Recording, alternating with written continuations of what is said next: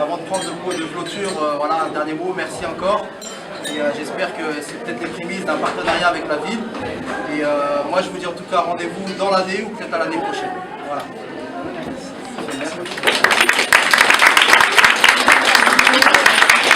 Je ne vais pas vous embêter longtemps. La journée, enfin doucement en tous les cas, comme toute belle initiative qui se respecte, et je pense que celle-ci a été très belle, la preuve, votre participation, le nombre de jeunes qui sont passés, puisque j'ai pu comprendre que c'était au moins pareil que l'année dernière, c'est-à-dire 500, donc ça montre toute l'utilité et toute la pertinence d'une telle initiative.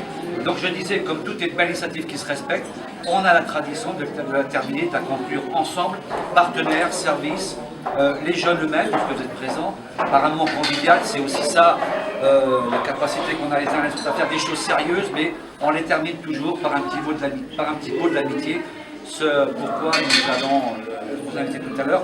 Je veux, comme ça vient d'être fait justement, remercier toutes celles et ceux qui ont permis à ce que cette initiative soit réussie. Elle est réussie tout simplement par la participation, et pas que par la participation, puisque j'ai eu l'occasion de faire le tour des tables, alors dire, c'est plus juste.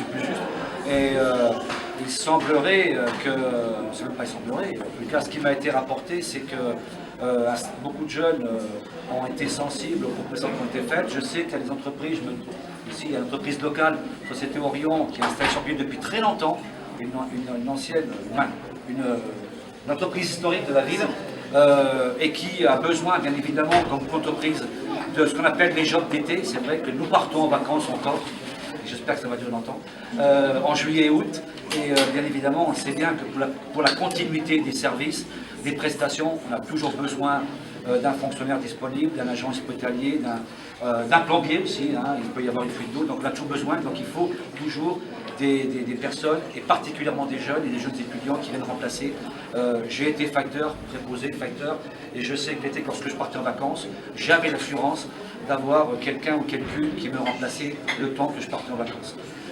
Et ça a été l'occasion également pour certains et certaines d'entre vous de pouvoir aussi peut-être aboutir à une embauche définitive. Je sais que c'est un pré-contact.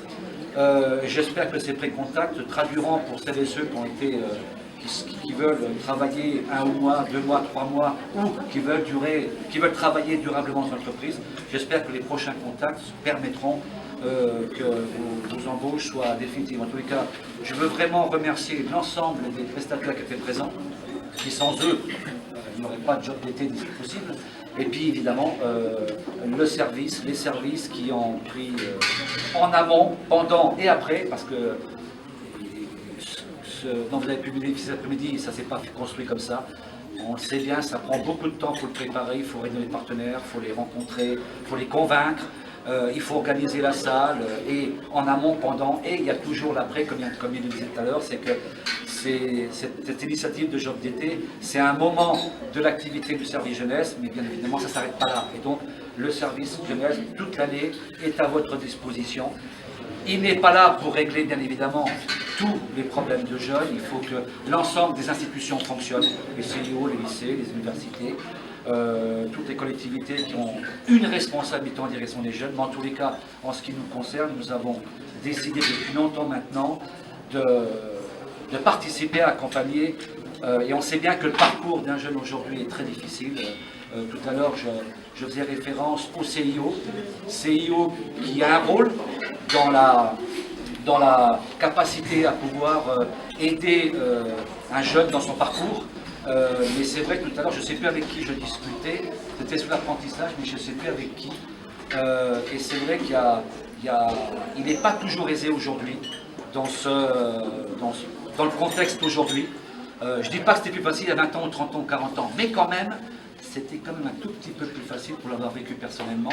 Et c'est vrai qu'aujourd'hui, la complexité économique, sociale, des services publics aujourd'hui qui ne jouent pas forcément toujours bien leur rôle, c'est vrai que des fois on se retrouve un peu tout seul dans son coin, dans sa famille. On n'a pas toujours le réseau, parce que malheureusement on fonctionne beaucoup par réseau. C'est à la fois un atout, mais c'est quand on l'a, mais quand on ne l'a pas, on est tout seul face à nos besoins, et c'est la raison pour laquelle, de ce point de vue-là, il y a un vrai réseau qui permet justement de compenser ce réseau que nous ne pouvons pas avoir de manière familiale, c'est le service public de la jeunesse et je veux les remercier maintenant. Enfin, merci à vous.